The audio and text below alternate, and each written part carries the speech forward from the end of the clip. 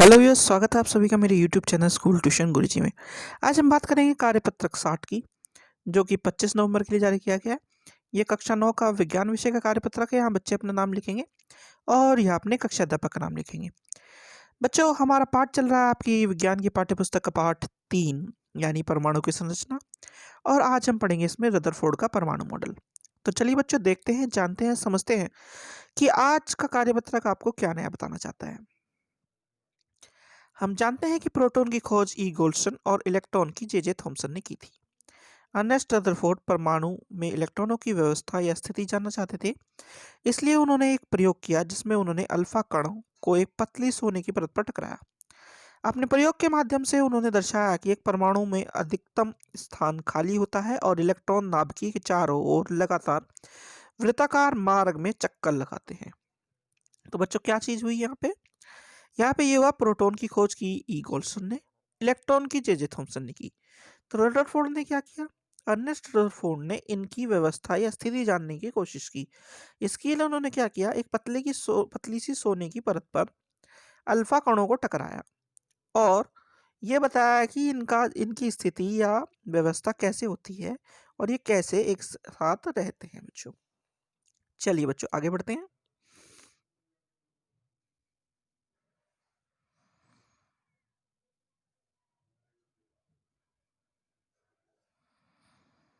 Rutherford का परमाणु model. तो रदरफोर्ड का परमाणु मॉडल बच्चों जब हम पढ़ेंगे तो पहले एक बार रदरफोर्ड का परमाणु मॉडल क्या कहना चाहता है ये देख लेते हैं एक्सपेरिमेंट से पहले, ताकि आपको ये समझ में आ सके कि ये एक्सपेरिमेंट हुआ कैसे था। तो हुआ क्या था उसमें? इन परीक्षणों या परीक्षणों के आधार पर रदरफोर्ड ने निम्न परमाणु मॉडल प्रतिपादित किया। पहली चीज क्या थी? एक परमाणु में धनावेशित केंद्र होता है जिसे नाभिकीय कहते हैं। परमाणु का लगभग संपूर्ण द्रव्यमान इसी नाभिकीय में होता है, यानी कि बीच में एक धन आवेशित नाभिकीय है और संपूर्ण जो द्रव्यमान है परमाणु का इसी में है। आगे है, इलेक्ट्रॉन केंद्रक के चारों ओर वृत्ताकार पथ पर गति करते हैं। इलेक्ट्रॉन इसके चारों ओर ऐसे गति करते हैं, इस जो पथ है उस पर गति करते हैं बच्चों। अब है, नाभिकीय का आकार परमाणु की तुलना में बहुत छोटा होता है। नाभिकीय की त्रिज्या परमाणु की त्रिज्या से 10 की पावर 5 गुना छोटी होती है, यानी नाभिकीय की त्रिज्या काफी कम होती है किसके तुलना में? परमाणु की त्रिज्या की तुलना में। ये 3 बातें उन्होंने अपने एक्सपेरिमेंट के द्वारा बताई।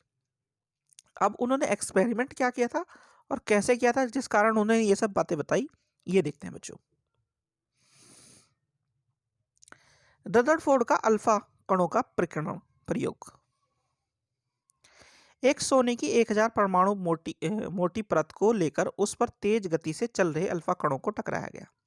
अल्फा कण धनावेशित हीलियम के आयन हैं। ऐसा समझा गया था कि ये कण प्रवर्तित होंगे क्योंकि एक परमाणु में प्रोटॉन होता है।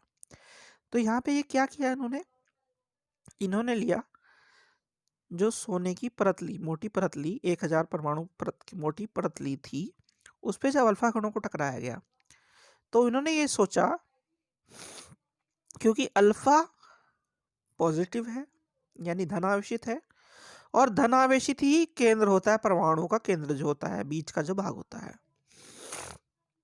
तो उन्होंने ये समझा कि अपने एक्सपेरिमेंट को करने से पहले उन्होंने समझा कि जो धनावेशित केंद्र है उससे जब टकराएंगी तो ये वापस चली जाएंगी, है ना, नहीं तो सीधी जाएंगी। ठीक है, ऐसा समझा गया। तो आगे क्या हुआ बच्चों? परीक्षण या परिणाम। अधिकतर अल्फा कण सोने की पतली परत के आर पार सीधे निकल गए। अधिकतर तो सीधे के सीधे निकल गए। कुछ कण छोटे कणों से विक्षेपित हुए। तो कुछ कण छोटे कोणों से विक्षेपित हो गए, जैसे कि दर्शाया गया है। फिर आगे है, प्रत्येक 12,000 कणों में से एक कण वापस आ गया। तो प्रत्येक 12,000 कणों में से एक कण क्या हुआ? वापस आ गया बच्चों। इसी सब के आधार पे उन्होंने यानी कि रदरफोर्ड ने अपना ये परिणामों या प्रेक्षणों को बताया था बच्चों। जो कि रदरफोर्ड के परमाणु मॉडल में प्रतिपादित की गई थी। अब उसकी कमियां क्या थी बच्चों, देखते हैं।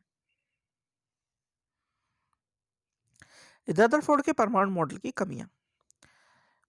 वर्तल मार्ग पर चक्रण करते इलेक्ट्रॉन का स्थायी हो पाना संभव नहीं है। इलेक्ट्रॉन आवेशित होने के कारण चक्रण करते समय ऊर्जा का विकिरण करेंगे, जिससे वह ऊर्जा समाप्त होने पर नाभिकीय से टकराकर परमाणु को भी नष्ट कर देंगे। परंतु इसके विपरीत एक परमाणु स्थायी होता है। रदरफोर्ड का मॉडल ये समझाने में अक्षम रहा। तो ये सोचा गया उनके मॉडल को देने के बाद कि क्योंकि कुछ ना कुछ आवेश होता है इलेक्ट्रॉन में भी, जिसके कारण जब चक्रण करेंगे तो ऊर्जा का विकिरण होगा और एक समय ऐसा आएगा ऊर्जा खत्म हो जाएगी या फिर कम ज़्यादा होगी। जब कम ज़्यादा होगी तो क्या होगा, धीरे धीरे वो नाभिकीय से टक्कर मारेंगे। जब ये टक्कर होगी तो परमाणु नष्ट हो जाएगा, और परमाणु नष्ट हो गया तो वो जो चीज है वो अपने आप में नहीं रहेगी। ठीक है, परंतु हो क्या रहा था, इसके विपरीत परमाणु स्थायी था। तो जब इन सब चीजों को देखा गया कि ये बातें वो समझा नहीं पा रहे हैं, तो उस मॉडल को अक्षम समझा गया, यानी कि वो समझाने योग्य नहीं समझा गया बच्चों। यही इस मॉडल की सबसे बड़ी कमी थी। चलिए बच्चों, अब जरा क्वेश्चन आंसर देख लेते हैं आपके। पहला प्रश्न है, रदरफोर्ड के अल्फा कण प्रकीर्णन के प्रयोग में किस धातु का इस्तेमाल करते हैं? तो इस प्रयोग में उन्होंने सोने का प्रयोग किया था बच्चों। ठीक है। प्रश्न नंबर 2 है, रदरफोर्ड द्वारा किए गए प्रयोग के परिणाम क्या थे? तो रदरफोर्ड द्वारा किए गए प्रयोग के परिणाम